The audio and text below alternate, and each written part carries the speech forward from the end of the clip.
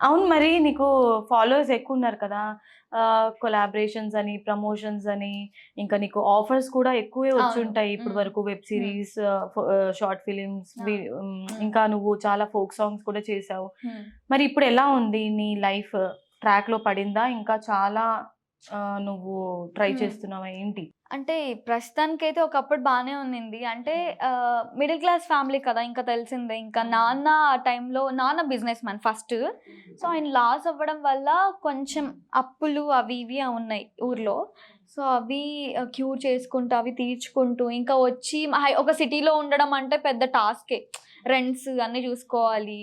So, అలా నా హౌస్‌కి మొత్తం ఇంటికే మొత్తం అయిపోతుంది. సో, సేవింగ్స్ అనేది లేవు.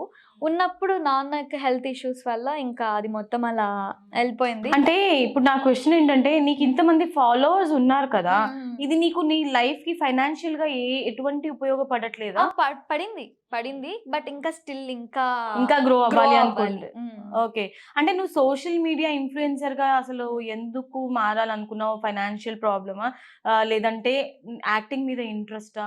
ఫైనాన్షియల్ ప్రాబ్లమ్ ప్లస్ యాక్టింగ్ మీద ఇంట్రెస్ట్ కూడా. అంటే కోవిడ్ టైమ్‌లోనే కదా నేను మరలాంటప్పుడు బయటకొచ్చాను. బాగా చదువుకుంటే, జాబ్ చేసుకుంటే కూడా నువ్వు అప్పుడు ఫైనాన్షియల్లీ స్టేబుల్ అవ్వచ్చు కదా! అవునవును. హాయిగా. స్టడీకి టైం పట్టిద్ది.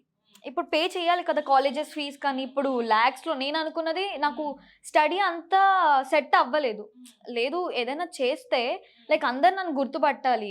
What ever it is fame అంటే రావాలి. ఫేమ్ రావాలి మంచిగా. తక్కువ టైంలో ఎక్కువ ఎక్కువ పెద్దగా గ్రో అవ్వాలి అవ్వాలి అనేది నీ అని ఇంటెన్షన్. ఆ! అవును. ఓకే. హ్మ్. సో, సోషల్ మీడియా ఇన్‌ఫ్లుయెన్సర్‌గా నువ్వు అంటే ఇప్పుడు ఇండస్ట్రీయే అనుకో. హ్మ్. అంటే ఫ్యామిలీలో ఏమి అబ్జెక్ట్ చేయలేదా మరి నీకు? అన్నీ చేశారు. ఉంటాయి. హ్మ్. బ్యాడ్ కామెంట్స్ వస్తుంది. వస్తుంటాయి. ట్రోలింగ్స్ హ్మ్. ఎక్కువవుతాయి.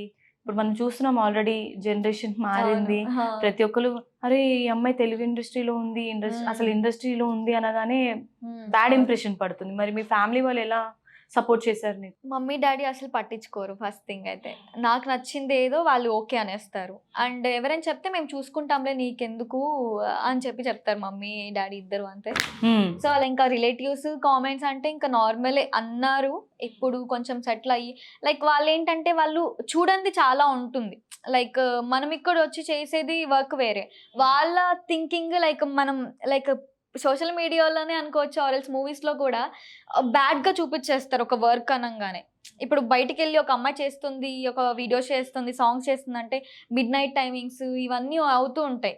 సో, అవన్నీ చూసి కాలిక్యులేట్ చేసి జనాలు ఏదేదో అనేస్తుంటారు. కానీ మనం మన వర్క్ కోసం ఎళ్తున్నాము అనేది ఎవరు పట్టించుకోరు. సో, అలాంటప్పుడు మనం లైట్ తీసుకోవడమే బెటర్. అది మనం తీసుకున్నామనుకో ఇంక అంతే ఇక్కడే ఆగిపోతాం. మనం గ్రో అవ్వం.